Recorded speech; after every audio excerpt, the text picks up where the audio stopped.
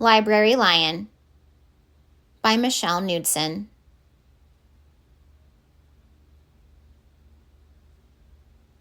One day, a lion came to the library. He walked right past the circulation desk and up into the stacks. Mr. McBee ran down the hall to the head librarian's office. "Miss Merriweather," he called. "No running," said Miss Merriweather without looking up. "But there's a lion," said Mr. McBee, "in the library." "Is he breaking any rules?" asked Miss Merriweather. She was very particular about rule breaking. "Well, no," said Mr. McBee. "Not really." "Then leave him be." The lion wandered all around the library. He sniffed the card catalog. He rubbed his head against the new book collection. Then he padded over to the story corner and went to sleep. No one was sure what to do. There weren't any rules about lions in the library. Soon it was time for story hour. There weren't any rules about lions at story hour either. The story lady seemed a little nervous, but she read out the first book's title in a good, clear voice. The lion looked up. The story lady kept reading. The lion stayed for the next story, and the story after that. He waited for another story, but the children began to walk away. "Story hour's over," a little girl told him. "It's time to go." The lion looked at the children. He looked at the story lady. He looked at the closed books. Then he roared very loud. "Roar!" Miss Merriweather came striding out of her office. "Who is making that noise?" she demanded. "It's the lion," said Mr. McBee. Miss Merriweather marched over to the lion. "If you cannot be quiet, you will have to leave," she said in a stern voice. "Those are the rules." The lion kept roaring. He sounded sad. The little girl tugged on Miss Merriweather's dress. "If he promises to be quiet, can he come back for story hour tomorrow?" she asked. The lion stopped roaring. He looked at Miss Merriweather. Miss Merriweather looked back. Then she said, "Yes, a nice, quiet lion would certainly be allowed to come back for story hour tomorrow." "Hooray!" said the children. The next day, the lion came back. "You are early," said Miss Merriweather. "Story hour is not until 3 o'clock." The lion did not budge. "Very well," said Miss Merriweather. "You might as well make yourself useful." She sent him off to dust the encyclopedias until it was time for story hour. The next day, the lion came early again. This time, Miss Merriweather asked him to lick all the envelopes for the overdue notices. Soon the lion began doing things without being asked. He dusted the encyclopedias. He licked the envelopes. He let small children stand on his back to reach books on the highest shelves. Then he'd curl up in the story corner to wait for story hour to begin.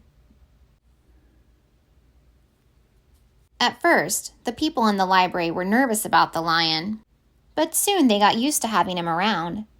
In fact, he seemed very well suited for the library. His big feet were quiet on the library floor. He made a comfy backrest for the children at story hour, and he never roared in the library anymore. What a helpful lion, people said. They patted his soft head as he walked by. How did we ever get along without him? Mr. McBee scowled when he heard that. They had always gotten along fine before. No lions were needed. Lions, he thought, could not understand rules. They did not belong in the library. One day, After he had dusted all the encyclopedias and licked all the envelopes and helped all the small children, the lion padded down the hall to Miss Merriweather's office to see what else there was to do. There was still some time left before story hour. "Hello, Lion," said Miss Merriweather. "I know something you can do. You can bring a book back into the stacks for me. Let me just get it down from the shelf." Miss Merriweather stepped up onto the step stool. The book was just out of reach. Miss Merriweather stood on her toes. She stretched out her fingers. "Almost there," she said. Then Miss Merriweather stretched a little too far.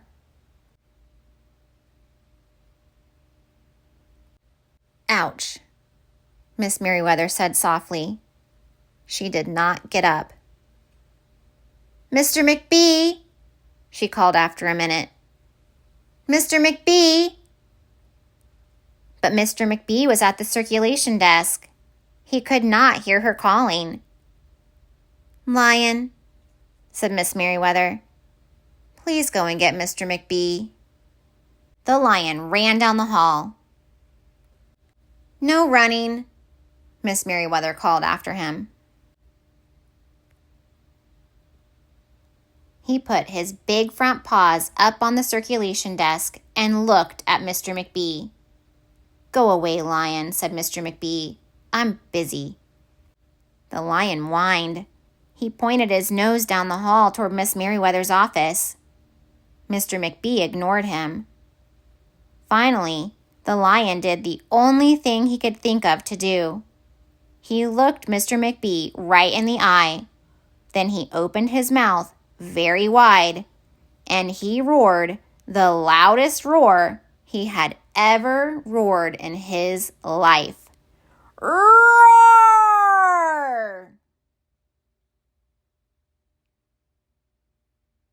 Mr. McBee gasped. "You're not being quiet," he said to the lion. "You're breaking the rules." Mr. McBee walked down the hall as fast as he could. The lion did not follow him. He had broken the rules. He knew what that meant. He hung his head and walked toward the doors. Mr. McBee did not notice. "Miss Merriweather," he called as he walked. "Miss Merriweather, the lion broke the rules. The lion broke the rules." He burst into Miss Merriweather's office. She was not in her chair. "Miss Merriweather?" he asked. "Sometimes," said Miss Merriweather from the floor behind her desk, "there is a good reason to break the rules, even in the library. Now, please go call a doctor. I think I've broken my arm." Mr. McBee ran to call a doctor. "No running," Miss Merriweather called after him. The next day, things were back to normal. Almost. Miss Merriweather's left arm was in a cast. The doctor had told her not to work too hard. "I will have my lion to help me," Miss Merriweather thought. But the lion did not come to the library that morning. At 3 o'clock, Miss Merriweather walked over to the story corner. The story lady was just beginning a story for the children. The lion was not there. People in the library kept looking up from their books and computer screens, hoping they would see a familiar furry face. But the lion did not come that day. The lion did not come the next day either, or the day after that. One evening, Mr. McBee stopped by Miss Merriweather's office on his way out. "Can I do anything for you before I go, Miss Merriweather?" he asked her. "No, thank you," said Miss Merriweather. She was looking out the window. Her voice was very quiet, even for the library. Mr. McBee frowned as he walked away. He thought there probably was something he could do for Miss Merriweather after all.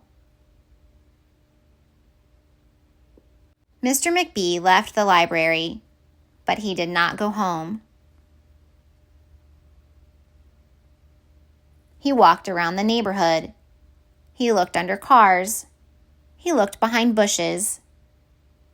He looked in backyards and trash cans and tree houses. Finally, he circled all the way back to the library. The lion was sitting outside, looking through the glass doors. "Hello, Lion," said Mr. McBee. The lion did not turn around. "I thought you might like to know," said Mr. McBee, "that there's a new rule at the library. No roaring aloud, unless you have a very good reason. Say, if you're trying to help a friend who's been hurt, for example."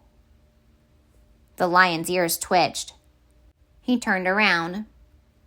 But Mr. McBee was already walking away.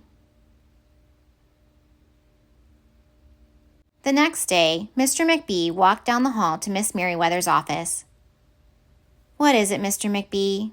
asked Miss Merriweather in her new, sad, quiet voice. "I thought you might like to know," said Mr. McBee, "that there's a lion in the library." Miss Merriweather jumped up from her chair and ran down the hall. Mr. McBee smiled. "No running," he called after her. Miss Merriweather didn't listen. Sometimes there was a good reason to break the rules, even in the library.